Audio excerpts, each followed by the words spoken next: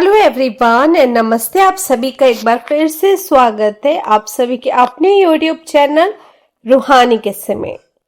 तो दोस्तों, कैसे हो आप सब? आशा करती हूँ आप सभी लोग अपने अपने जीवन में मस्त, खुश, स्वस्थ और व्यस्त होंगे। आज मैं आप लोगों के लिए अपने सब्सक्राइबर की एक आप बीती और लेकर आ गई हूँ, एक सच्ची घटना। और मुझे बहुत खुशी होती है जब मुझे एक सब्सक्राइबर जो मेरे चैनल पर काफी टाइम से है वो मुझे अपनी आप बीती लिखकर भेजते हैं। तो thank you so much for this. और अब मैं उनके साथ जो घटी है ना घटना, वो आप सभी लोगों को बताना चाहती हूँ। ये जो घटना है वो मेरे सब्सक्राइबर ने मुझे रिक्वेस्ट किए थे कि मैं उनका नाम ना लूं, इसलिए मैं उनका नाम विनोद रख देती हूँ। विनोद से मैं उनको एड्रेस करती हूँ ताकि ये कहानी आप लोगों को भी समझ में आए, क्योंकि वो सब्सक्राइबर का कहना है कि जो उनके साथ हुआ वो आज भी उनके पीछे है। मैंने जब उनका मैसेज पढ़ी तो सच बताऊं, मैंने एक बार के लिए मोबाइल साइड में रख दिया, क्योंकि जो मेरे सब्सक्राइबर ने लिखा था वो सिर्फ डरावना नहीं था, वो रियल था। तो अगर आप अकेले सुन रहे हैं तो थोड़ा संभल जाइए, क्योंकि ये कहानी है एक जिंदा इंसान की आप बीती के ऊपर। मेरे सब्सक्राइबर लिखते हैं कि हाय मैम, मैं आपके चैनल पर बहुत टाइम से आपकी हॉरर स्टोरी सुन रहा हूं। मैंने सोचा नहीं था कि कभी आपको खुद एक हॉरर स्टोरी लिख के भेजूंगा, लेकिन अब मैं मजबूर हो गया हूं। मेरे साथ जो हुआ उसके बाद मुझे नींद नहीं आती। आईने में खुद को देखना डरावना लगता है, और सबसे अजीब बात, मुझे लगता है कि कोई है जो मुझे देख रहा है, जो बिल्कुल मेरी तरह दिखता है। ये सब तब शुरू हुआ जब वो पुणे में गए थे लास्ट दिसंबर में, क्रिसमस के आसपास। सब्सक्राइबर जो है वो बताते हैं कि वो एक नॉर्मल जॉब करते हैं, ना ज्यादा डरपोक है, ना ही वो भूत प्रेत में ज्यादा विश्वास करते हैं। वो पुणे के पीजी में रहते थे और सेम रूटीन फॉलो करते हैं। सुबह ऑफिस जाना, रात को खाना खाना, फोन में रील्स स्क्रॉल करना एंड सो ऑन, जो हम सब नॉर्मल लोग करते हैं। सब कुछ नॉर्मल था जब तक उनके साथ वो घटना नहीं घटी उस रात को। अब मैं उस रात को क्यों बोल रही हूं, मैं आप सभी को वो रात के बारे में एक्सप्लेन करती हूँ। एक रात थी जब क्रिसमस का टाइम था, तो लगभग 2:17 पर उनकी नींद अपने आप खुल गई।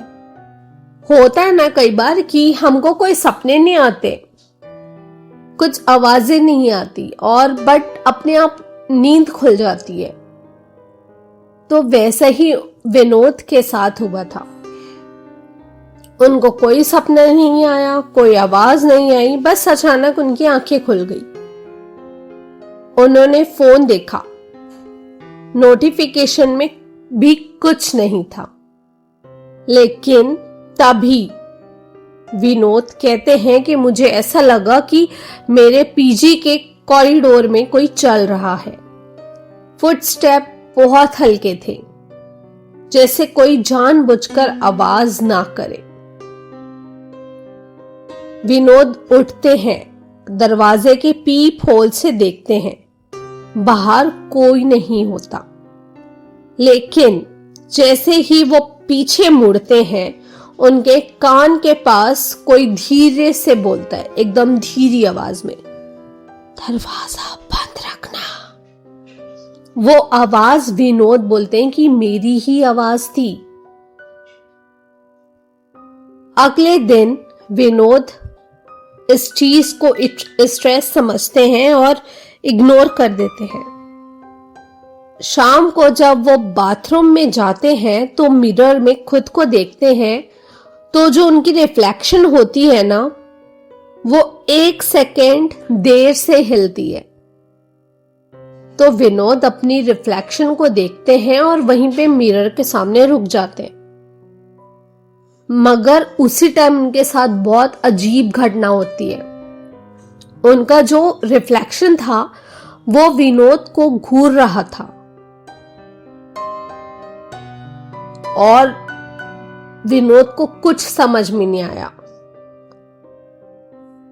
कभी विनोद जी का रिफ्लेक्शन मुस्कुरा देता जब वो सीरियस होते,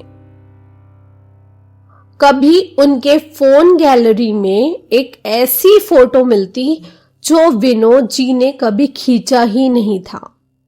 और सबसे डरावनी बात, उस फोटो में विनोद जैसा ही कोई इंसान होता, मगर वो विनोद नहीं होता।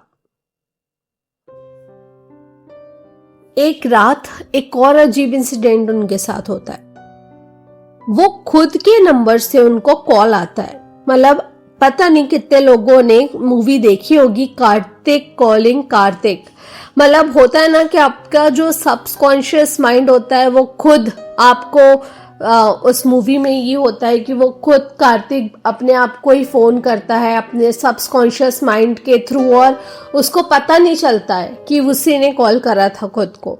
वैसे ही मेरे सब्सक्राइबर लिखते हैं कि उनके साथ वैसी कोई घटना हुई थी कि उनको उनके ही नंबर से कॉल आ रहा था और जब वो फोन उठाते थे तो दूसरी तरफ से कोई भी आवाज नहीं आती थी, लेकिन एक आवाज बस आती थी उनको। सिर्फ एक ही आवाज सुनाई देती थी, तू धीरे धीरे गायब हो रहा है।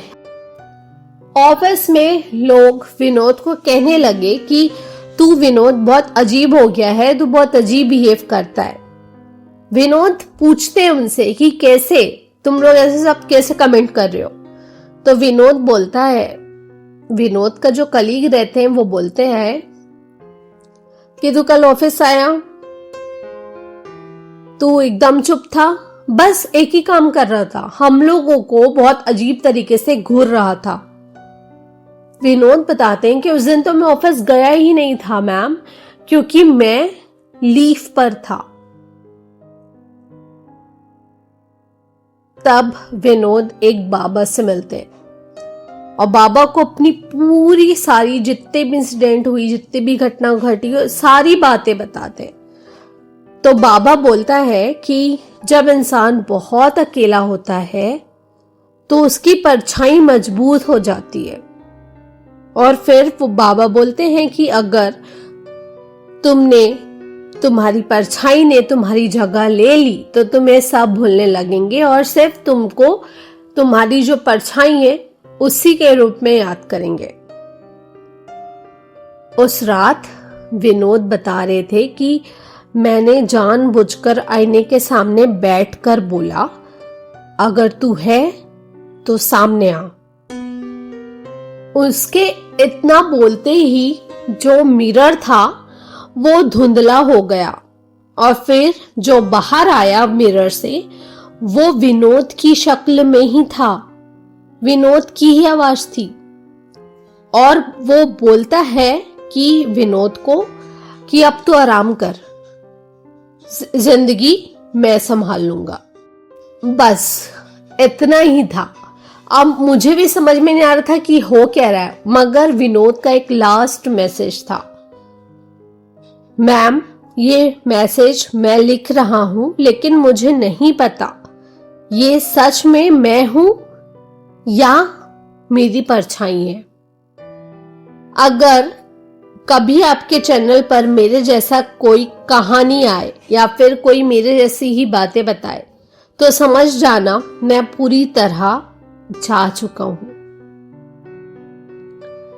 ये मैसेज पढ़कर मेरे आंखों से आंसू भी आ गए, मैं कंफ्यूज भी हो गई और मुझे एक्चुअल में कुछ समझ में आया नहीं। बट हाँ, विनोद थैंक यू, आपने ये कहानी लाए, बताए मुझे, मेरे ऑडियंस तक की अपनी बातें रखे, और मैं विश करती हूं कि आप सुरक्षित हो। तो दोस्तों, इतनी थी आज की कहानी, लेकिन एक कहानी खत्म नहीं होती, क्योंकि विनोद का लास्ट सीन आज भी एक्टिव दिखता है। अगर आपको एक कहानी सच में डरावनी लगी हो तो कमेंट में लिखिएगा। सुनते वक्त डर लगा, स्टे सेफ विनोद। तो दोस्तों, इतनी थी आज की कहानी। आशा करती हूँ आप सभी को ये कहानी, रियल स्टोरी अच्छी लगी होगी। अगर अच्छी लगी हो और आपने अभी तक की कहानी पूरी सुने हो तो प्लीज इस कहानी को एक लाइक करना मत भूलिएगा। मेरे चैनल को सब्सक्राइब करना मत भूलिएगा। आप लोगों ने मुझे अभी तक के बहुत सपोर्ट दिए हैं, तो मैं चाहती हूँ कि आप लोग का सपोर्ट आगे भी मेरे चैनल पर मेरे साथ बना रहे।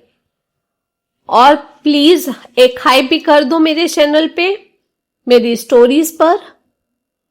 और अगर आप लोगों के पास भी कोई ऐसी सच्ची घटना और कहानियां हैं जो आप लोग चाहते हैं मैं अपने ऑडियंस के साथ शेयर करूं, अपनी आवाज पे नरेट करूं, अपने चैनल पर लेकर आऊं, तो आप सब भी मुझे इंस्टाग्राम में या मेरे ईमेल पर स्टोरीज लिखकर भेज सकते हैं। दोनों के ही लिंक मेरे चैनल के डिस्क्रिप्शन में मेंशन है। तो चलिए, आप सभी लोगों से फिर से मुलाकात होगी एक और सच्ची घटना के साथ, एक और कहानी लेकर। तब तक के लिए बाय बाय, टेक केयर, अपना खूब सारा ध्यान रखिए, and thank you for watching.